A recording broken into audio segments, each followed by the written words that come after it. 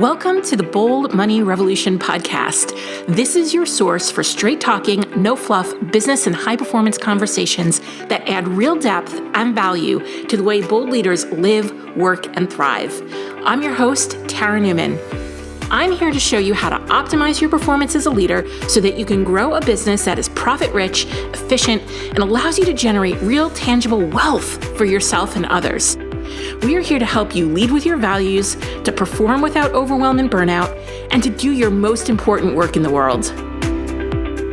Hey, bold leaders, welcome to the Bold Money Revolution podcast. If you're new to this podcast, welcome. I'm your host, Tara Newman.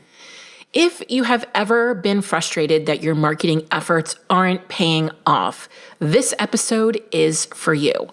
I'm an expert in organizational psychology, and what that means is it's the study of human behavior at work or in work-like settings in business. Lots of concepts fall under organizational psychology, but one of the biggest issues I deal with in larger organizations is often the contentious relationship between marketing and sales. It's taken me a little while to realize the same rift is showing up in small businesses just like yours, but it's a little more silent or unspoken. And here's what I mean by that.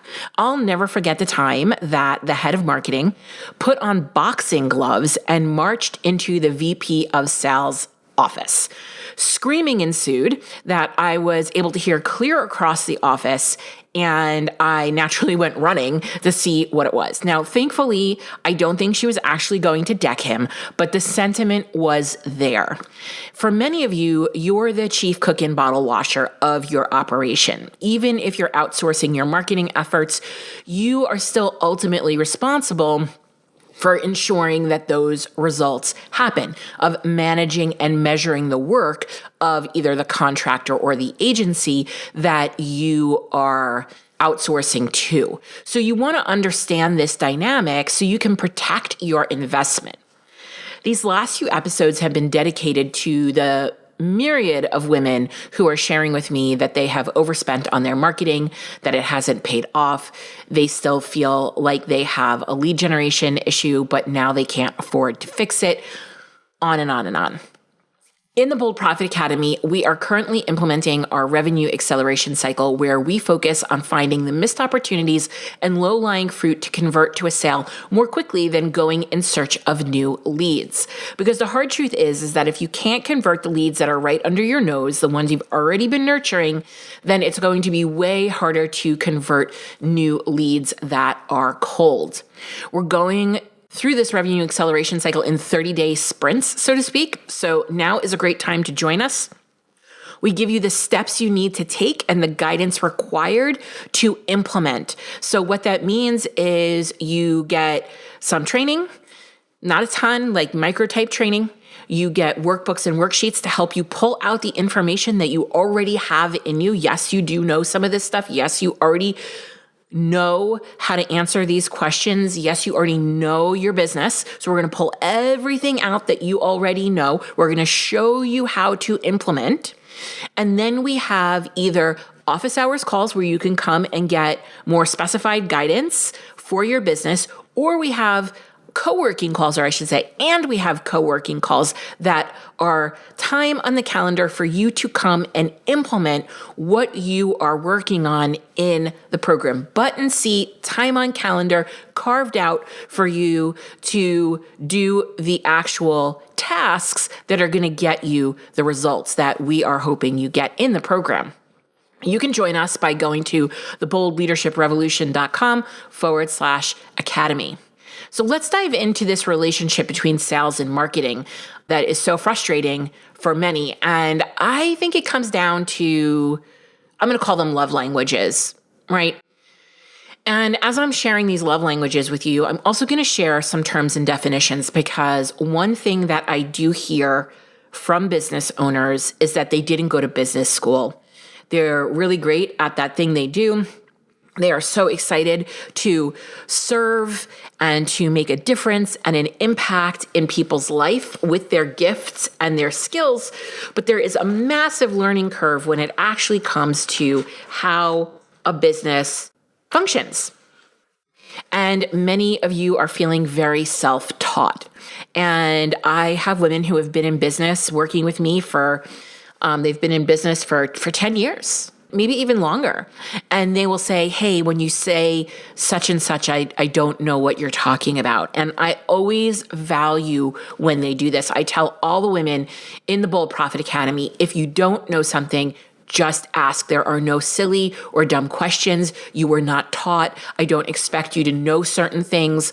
If you don't let me know that clarification is needed, I can't support you. I can't help you, right? So while, of course, nobody's out there like selling terms and definitions for things, because that would be quite unsexy marketing, that is going to be something that I know you absolutely need. It's a blind spot that you have that you're going to take away from this episode. So let's think about it this way. Relationship, marketing, sales. Let's think of them as humans, because usually humans are running those functions. Marketing speaks the love language of traffic. Marketing gets really excited and feels really loved when they see page views increasing, when they see downloads increasing, when they see platform growth, traffic, more eyes. Their job is to get more eyes on the thing, right? Sales speaks the love language of booked revenue. And they get really excited when leads land in their inbox, because that is when they can start to have a conversation. And when they start to have a conversation, that is when a lead becomes a prospective buyer. So what often happens is, like in any relationship, there's some labor that isn't being done, that is getting ignored, and is causing friction. And in this case, it is how traffic becomes a lead. So traffic becomes a lead, or marketing turns into sales when information gets captured. In order for somebody to be a lead, in theory, I understand that some of this happens a little differently sometimes on social platforms, but in theory, we need to have contact information. A salesperson needs contact information to turn traffic into a sale. A lead, and I know like we're talking about people, we're talking about customers, and it's not always, sometimes we feel a little weird about referring to people as leads, but here's an acronym that I use to define a lead. All a lead is or means is let's engage and decide. You're going to start a conversation and you're going to help the person in front of you decide whether or not they are the best fit, whether or not this is the right time, whether or not they have a real reason to be buying from you. Let's engage and decide. And in order to do that, traffic, all the eyeballs that are on your stuff, needs to get captured. And you need, at a minimum, an email address. That's when traffic becomes a lead. So if you're not clear on whose responsibility it is to make sure that these page views, these downloads, these platform growth turns into an email address in your email system, there's going to be a breakdown in communication. If you do not have a mechanism for making that happen, then you shouldn't be driving traffic until you have that. And this is an incredibly common mistake. It's one that I have made 100% over and over and over and over again, where I would go and do podcast guest spots, or I'd be showing up on social media, and I would never give people a place where they could give me their email address if they wanted to, if I made a compelling enough reason for them to give me their email address. And I want you to think of, because sometimes maybe even it's like, oh, well, I don't want to ask for their email address. I want you to consider it fair, energetic exchange. If you're showing up and you are being helpful, if you're being a helpful human being and you're helping people and giving some information, putting out some content, you go on a podcast, you show up on social media, you have a podcast of your own, then it would be fair, energetic exchange for the people in that audience to acknowledge you in some way. And they can acknowledge you by sharing the content you put out. They can acknowledge you by leaving you a review, and they can acknowledge you if they are interested in what you're talking about and want to learn more, to provide an email address where you can contact them and start a conversation and help them decide. That is how business works, period. Like #facts, okay? So traffic needs to turn into a lead. A lead is executed when we have an email address. Now, what takes a lead from a lead to a prospective buyer? What takes a lead to becoming a prospective buyer is a conversation. You've started a conversation with them. And what I actually love this. I was talking to a business owner yesterday. We were going through their content plan. And we were like I was trying to understand their purpose behind their content plan and the platforms they use so I could give them some guidance on how to structure their content for sale, to make sales. And she said to me, marketing doesn't feel great to me. I actually like selling because I like building the relationship and creating the connection. And that's true. So marketing is one to many. You're talking to many people. Traffic, page views, people watching your stories, right? Sales is about building that relationship and developing a connection with a single person. And then you have that opportunity when they come onto your email list. And then you're going to send emails that add value and start conversation. Engagement. Let's engage and decide. And you're going to give them the information that they need in a very helpful way to nurture them to making a decision if now is the right time for them to seek the support that they need to get the result that they want. When they hand you money is when they become a buyer. So those are the 4 definitions: traffic, leads, prospective buyer, that I want you to understand to help you evaluate your marketing. Now, if your marketing is not leading to leads being generated, that's a problem that you need to decide how you're going to address with either the marketing agency or with your own team or with yourself, how you're going to be driving those leads. But also, if your marketing is delivering you leads and they're not converting, that's a sales problem, right? All the leads in the world won't convert if you don't know how to sell and enroll people into your services and your programs to convert that lead to a sale. So a lot of times I'm watching people spend money on marketing, but then not sure what to do with the lead when they get it. And that is not the marketer's job.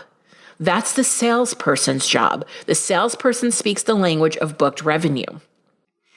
And I know that this is a lot to consider as an expert who's running a service-based business, who really simply wants to go out there and do great work.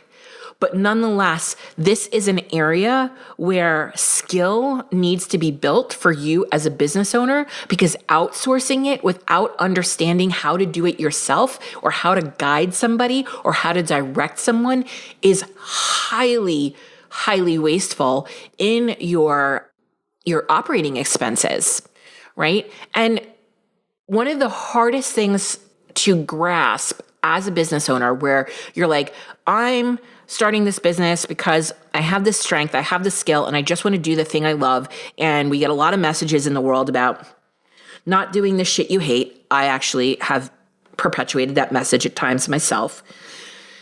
And the problem with that message is it doesn't have enough nuance. It's yes and. Yes, do the things that you love to do. And sometimes we need to do things that we're not good at. Sometimes we need to know when we need to turn a weakness into a strength. And the number one time where you have to do that is when you are solely responsible for providing yourself with a salary. All right. Your sales get translated into money in your bank account.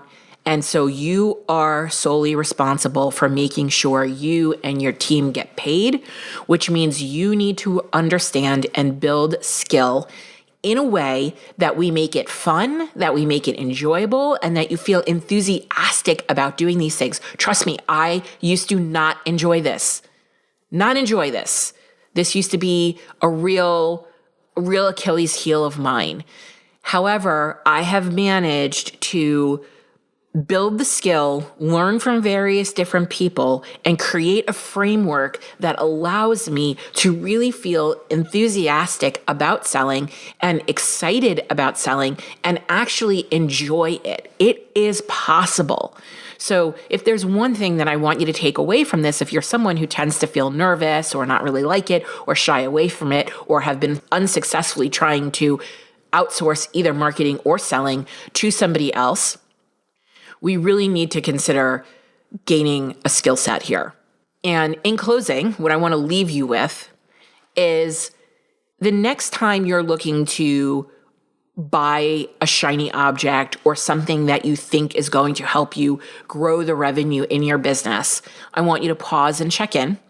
It's likely that you are in comparison and feeling insecure about your progress, and it's causing you to look for a quick fix or a hack. So instead of rushing to spend money on the shiny object, on the quick fix, on the thing that you think is going to be your saving grace, ask yourself, what skill do I need to learn? It's time to shift from short-term doing for doing's sake to the long-term game of cultivating business mastery. I didn't get where I am today overnight or by operating in a vacuum. This is years of learning, making mistakes, and seeking mentors. Now, if you are not sure what you need to do next or what skill to focus on, you can book a 15-minute call with me to get clear on 4 growth areas of your business: your offer, your lead generation, sales, and money. I'm going to leave that link in the show notes. If you found this podcast valuable, help us develop more bold leaders in the world by sharing this episode with your friends, colleagues, and other bold leaders.